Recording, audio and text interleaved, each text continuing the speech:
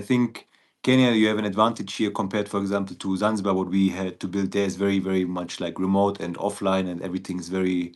You have to be on the ground, and like you don't meet people on the internet or something. Kenya, even if you still need to meet people there, like locally, like you need to find trustworthy people, like cleaners, like maybe a manager or something. If you don't want to relocate, I don't know what the plan is there, but you have an advantage that you already can access networks from abroad now. Even if you're in Germany, like the way I in the beginning when I came first before I moved, and then in the beginning, like how I made the first couple of connections, is just through like trying to find other people who went on the same journey as me or like are in the same business as me through different kinds of maybe Facebook groups or something to connect with them and to find if they maybe have already a couple of leads for me, like some cleaners they have worked with or something.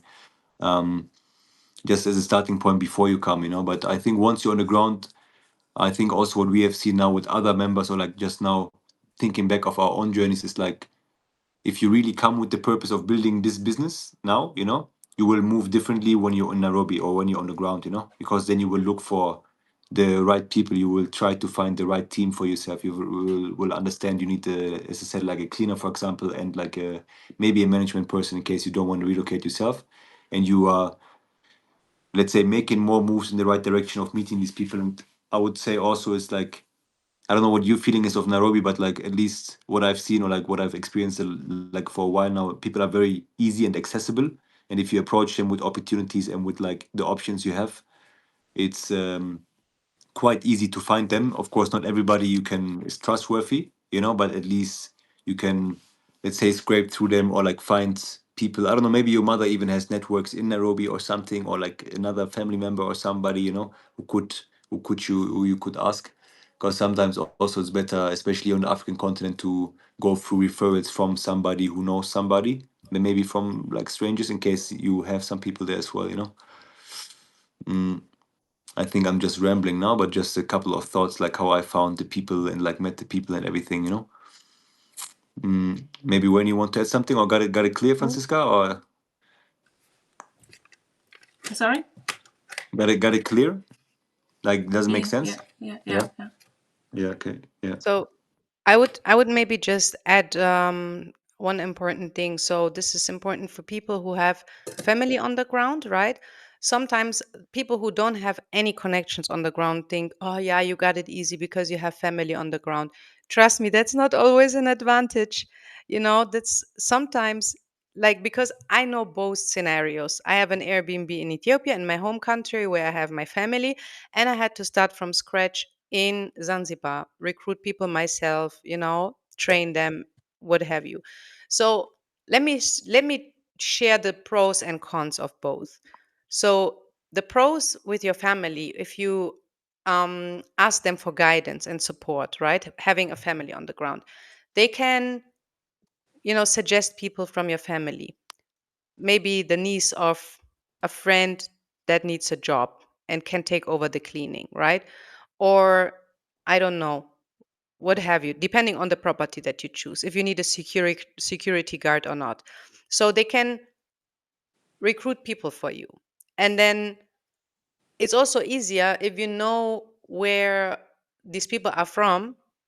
You have some a certain kind of security, you know who to hold accountable, if that makes sense.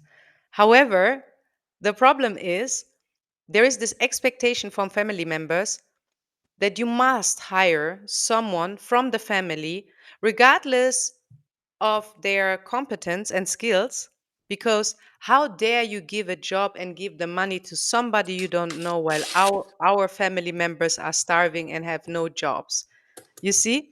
And so I said, fine, let me take my cousin and, secure the property. And also same with, other things. So now the next issue comes. So that was the pro, right? They can recruit people for you. The con is, there is an unspoken law in, I would say, most African cultures, right? There's one thing that we have in common, right? You don't sue a relative. You don't drag a relative. You don't call the cops or the police on someone from your family, and they know that. And so I would say it never happened to me, right? But what I would say, not just, it's not about, oh, you won't call the cops. It's they have the feeling and the security that you will never fire them, because you would never dare. How dare you do that to me? I'm your sister, you know? And so that also has, like, sometimes results in carelessness, if that makes sense. They maybe don't even necessarily depend on the job, or they think they have nothing to lose, so they will not be as committed as someone who really depends on the job, someone who really loves the job, if that makes sense. And then if you are in trouble with your cleaner, oh god, I had that one time with a cousin. Whenever something went wrong, we needed a family gathering, when I was not on the ground, via WhatsApp. The auntie had to come, and, mediators and things like that.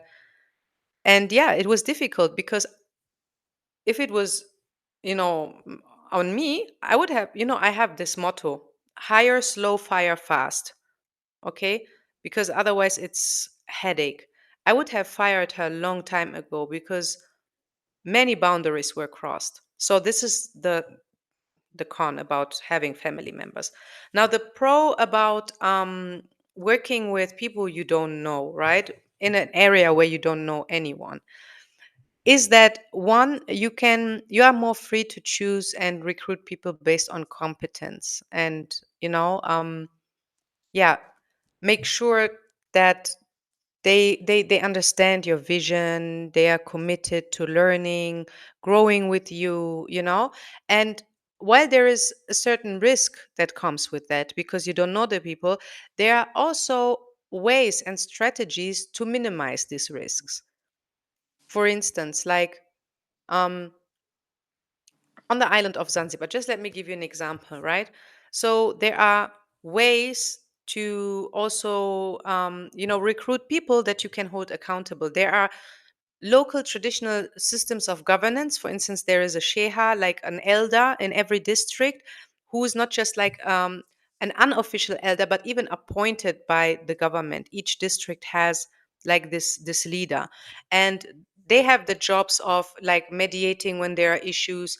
They are responsible for, if, for instance, if you buy land, they do the due diligence with you. They cross check if that person is really the owner.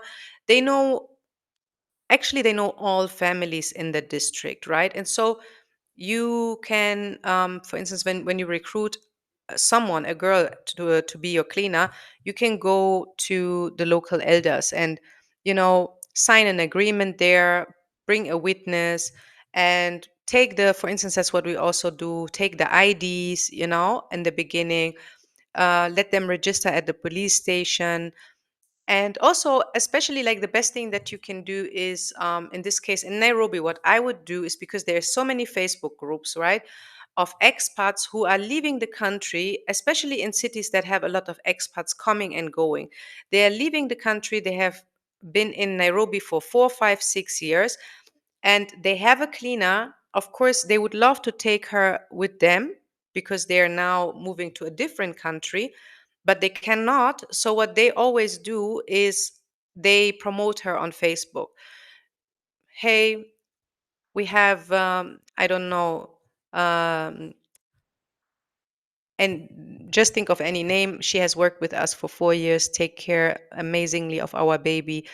She's a most amazing cleaner, responsible, and we can highly recommend her. If anyone has a job for her, please, here's my number. So this is the case. I see that frequently in Facebook groups of expats in Ethiopia, in Nairobi, in Dar es Salaam. That's where you can also find trustworthy people. Then I want to mention one very important point.